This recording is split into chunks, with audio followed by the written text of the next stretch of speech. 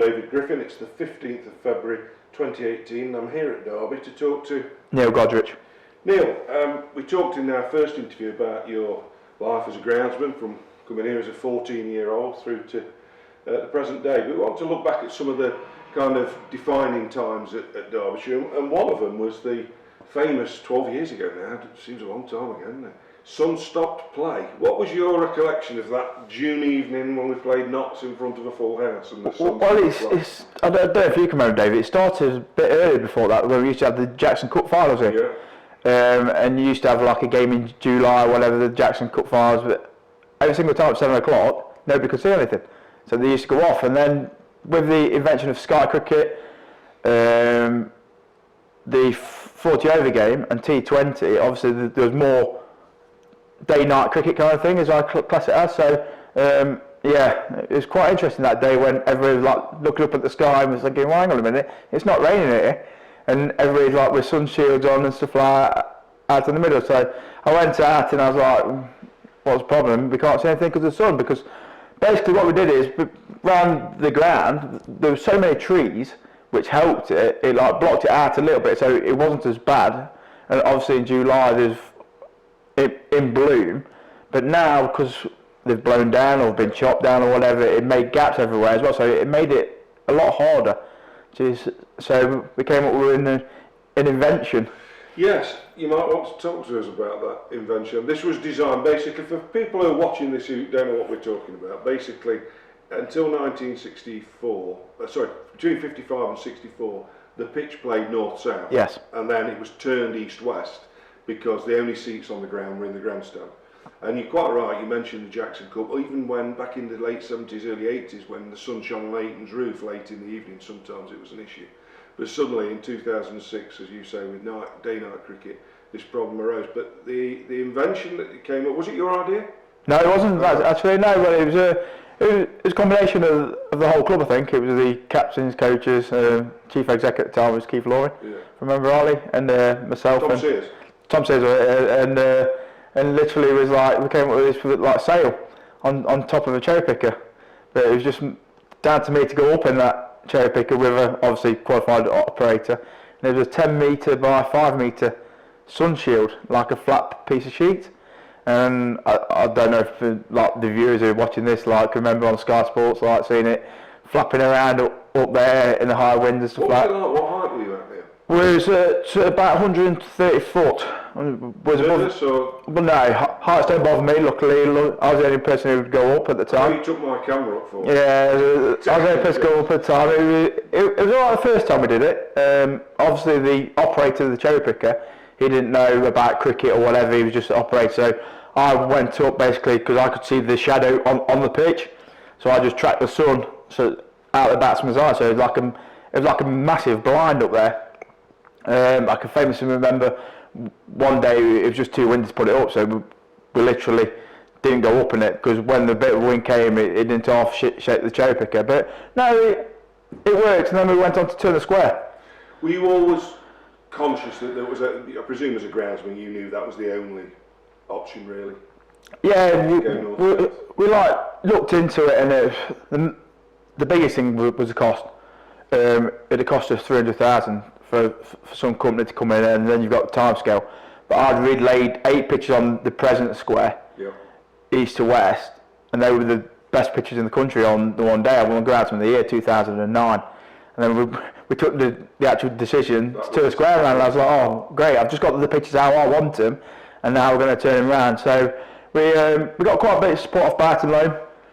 The ECB came in, we did some tests and stuff like that, and we decided the safest option was to turn the square around, and then we literally looked into it. I said I'll do it myself with my staff, so we went through the whole process of it.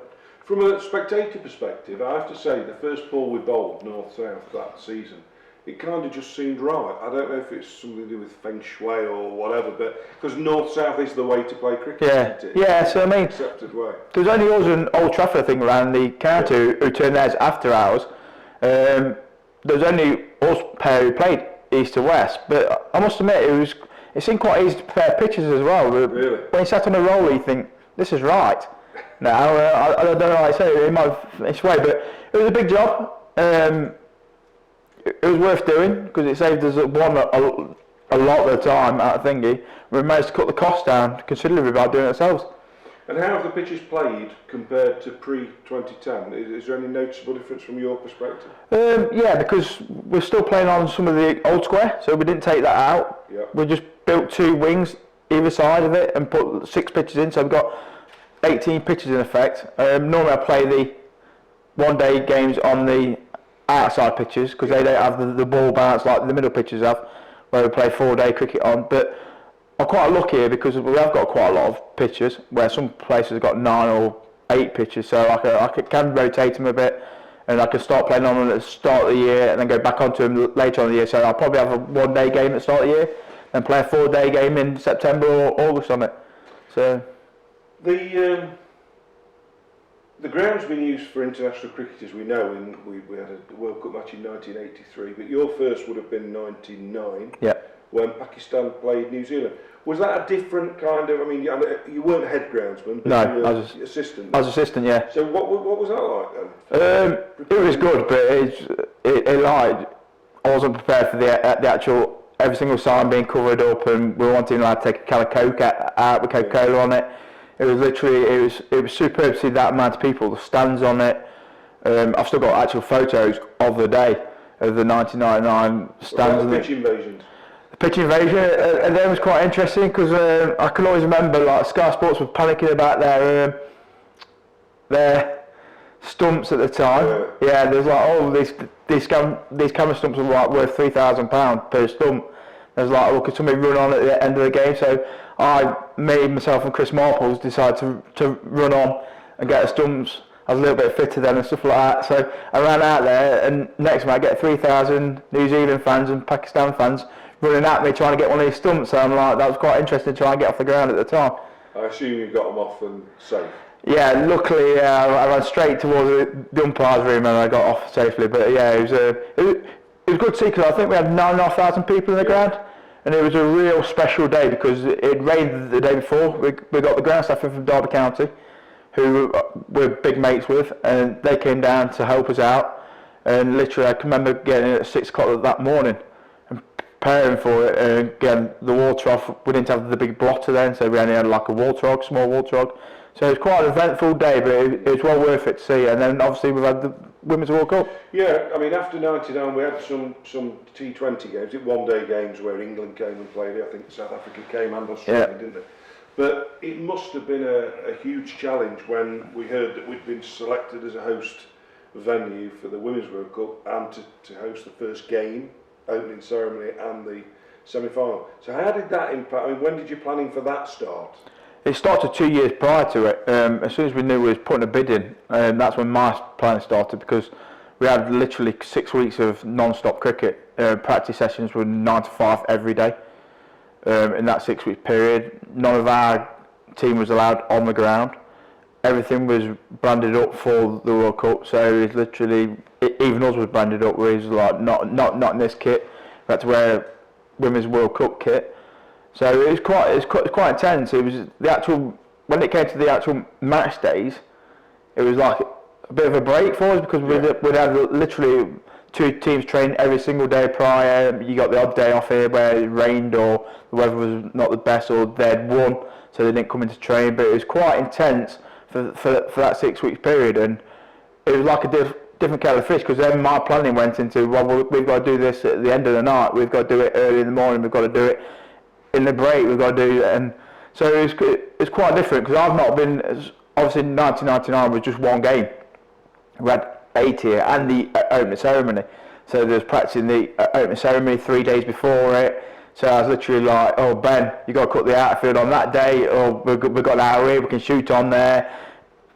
And just the whole organisation of it was massive for me and Jamie as well. And was the pressure greater because it was a World Cup and you've got international match referees out there and all that kind of thing? Did you feel that, or again was no, not really. I was obviously a bit older and stuff like that. I think if I did it early in my career, I'd have gone, oh, hang on a minute. But everything went well. The pitches played well. The feedback we got was really positive. about everything. All the umpires, all the coaches, all the players were just a pleasure to deal with. We hosted India here. We had quite a few Indian games here, and like it was a really good relationship between them and us. So no, there wasn't that much pressure to like our normal. I think the main pressure was just getting all the actual practice pictures out for them and planning ahead and thinking, oh, we've got that team coming in tomorrow, we've got that team coming in next week, got that team. I mean, one day we had 3 teams training here in the same day. Were you ever scratching your head thinking, I've got 18 pitches here, but I've got to fit all this cricket, and where am I going to put Derbyshire? I was after the event because obviously we went straight into the Elton John concert, so I couldn't get on my square for a couple of weeks after. So I was like, literally, we played the quarter-final here against Hampshire when I really teed off, and that was probably my best pitch I've ever produced here. Yeah, it had no grass on it. I glued it and everything, and I looked at it and thought, this looks absolutely rubbish. Really? And it played superbly. It played superbly, but well, I looked across the whole of the square, it was just bare. Yeah. Because of the amount of cricket on it, we couldn't water during the RCC tournament. We couldn't reseed none of our pitches. Because the ground is not yours to do what you want with, is that? No. Yeah, the RCC had rules and regs, so we had to tell them when it was cutting. We had to tell them what height the pitches were at. Everything was governed by them. Obviously, our boys couldn't come in to train, even though sometimes they wanted to, so they had to go off-site for 4 weeks. But then we had the Chesterfield Festival as well, in between, so it was quite a busy time. So juggling staff, machinery, covers was quite hard. And what was the challenge presented by having a concert? Because obviously we've never had one, and suddenly we get Elton John, you've got 14,000 people sitting on your outfield. What? Yeah, I mean, it was my first actual proper concert. We've had fireworks, like back in the 90s and stuff like that, 2000, when somebody famously burnt the bonfire down. I went really had about 12,000. But yeah, the Elton John setup was hard because it was 7 days prior and then 7 days after as well, because there was like obviously seats all over the ground and every single seat was cable tied top and bottom.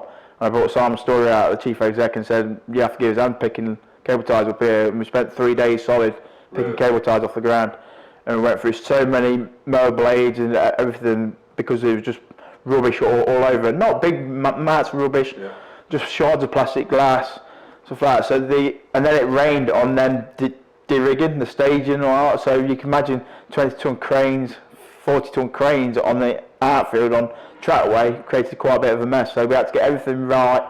Luckily, I've got good relationships with Derby County, Burton Albion Football Club. So I bought some kit off them and managed to get it back to a state where we could play cricket on it.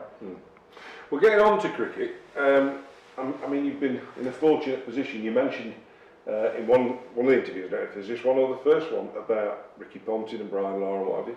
Do you actually get an opportunity when you're sitting on the boundary to watch the game, as in to appreciate the game, or do you just always find yourself in work mode, you're waiting for the umpires to call you out to do something, or you're off doing something else? Or do you get to actually appreciate what... I do sometimes. I like the 1 day stuff. I think the 4 day, because it's like such long days, you do switch off because you're here like every single hour and you just need some downtime or whatever, and just I do switch off a bit. As soon as I would normally watch the first hour. Obviously the year when we got promotion, 2012, was some exciting games there, so I really got into that. We've had some really good 1 day stuff here as well, like semi-finals, quarter-finals in the Royal London, stuff like that. Favourite game anywhere down that line, any one particular game that stands out? Favourite game I think was the 2012 last game of the season at Hampshire on Sky. The pressure was on, obviously we needed to win the game. The pressure was on my pitch. I needed that to perform for Derbyshire. So when I sat down at the end of that 4th day, I was in the dressing room before the players was on the Budweiser and stuff celebrated, because it had been a long season. There was a lot of pressure on when it rained. We need to get these back on. So it seems that a lot longer season. We played Warwickshire here when there's 5,500 people here. That was a good game as well. In the C&G, I think. Yeah, C&G. Sussex was another one when we got 311, and they knocked him off. They knocked him off. So you see some good games. I don't think he scored another run. It was Rajesh Rao. He got 151, I think. I don't think he ever scored another run. So we've had some quite interesting games. Who's been the best that you've seen? That's a tough question because I've seen all the England players here. I've seen obviously Azharuddin, Tendulkar, Lara, Ponting. I think I don't know if I was to pick one. The best player who's played for Derbyshire would be Martin Guptill. When he was here, he was playing on some difficult pitches. When we won the championship, stuff like that. It was a game changer. He used to get stuck in, knuckle down, and you knew if he got to 40, he'd get a thingy. But then you have people like your Dominic Courts who could win the game. Like in one instance, I can remember when we played a game here. Kevin Dean took 5 balls to win a game, and so there's so many good players I've seen over the years, but so many different players as well. I mean, the best overseas I've probably seen was Ponting, I think. Just like his whole... Yeah, I mean, Lara at Chesterfield was good as well. Yeah, of course. I've seen I've seen a lot of players through the... I get Shane Warne, McGraw, Curtly Ambrose, Courtney Walsh. So it's tough. Like yourself, you see so many greats. So to pick one out, it's quite hard, especially worldwide. Yeah. So going forward, how many years you been here then now? 20. This will be my 25th season. So if we think back to Walter Goodyear, of course, famous. You knew Walter? Yeah, Walter used to come down when I used to want to find water. Walter used to come down with his water dividers for me. And still told me to get off the ground even when I was a groundsman. But yeah, I knew Walter. I used to go and see him with Steve Hollis quite a bit in Cheddiston, in his house in Cheddiston, around about Christmas time. Alright, so yeah, I got really well with Walter, and I still see Steve Burks now, and obviously Barry Marsh. Is it kind of a groundsman's fraternity? Are you all like you ringing each other up if something happens to somebody, or if anyone gets points docked, or yeah, I mean, there's quite a lot of backup now because you've got all the WhatsApp group. We've got like a whole WhatsApp group. So if somebody has a problem, I might phone somebody up and say, "Oh, can you help me out?" or "Do you want some help?" or whatever. Last year when we had the cover sabotage, I got no end of support from Leicestershire, Warwickshire, from their ground staff. If you want to borrow some sheets, want to borrow a blotter, if you want to borrow any bit of equipment, just give us a shout. So it is quite a good, tight-knit group. And in terms of long-term ambition, Neil, I mean, you've I guess, being head groundsman at Derbyshire and having done the job a long time, do you have any targets? Do you have any objectives? What would you like to achieve beyond what you... I'd like to see Derbyshire get into Division 1 again, and then or go to Lords. I mean, obviously, I was there in 1993 when we beat Lancashire, but then I was back for the other one as well when we lost in 98 where it rained all the morning and afternoon session, then we came out to bat and it was 90 all out, weren't we? Something like that. So 111. So and then the actual next day, I was here on my roller, listening to it on the radio, and that's just on the weather. So yeah, I'd like to see us get one day internationally. Right. I don't know if we could put temporary stands in or whatever, but that's obviously moving the ground forward. We've got, since I first came from like a cold race course, with the wind bellowing, we've made massive improvements to the ground. And what about yourself? Do you, if you don't mind me asking, what age are you now? I'm 39 now. 39, so you've already done 25 years. So what have you got a target? Are you aiming for? I don't know. We'll see how it goes. It's like the body's getting older, the arms are getting stiffer, especially pulling covers around and stuff like that. It's a young man's game, but I like to just pass all my knowledge on to like Ben and stuff, who's the assistant now, and some of the apprentice lads, stuff like that. And probably, I don't know, if a test match ground come up, I might consider it. But at the minute, my love's for Derbyshire, so. And if you look back to 25 years, did you think the game could give you what it's given you?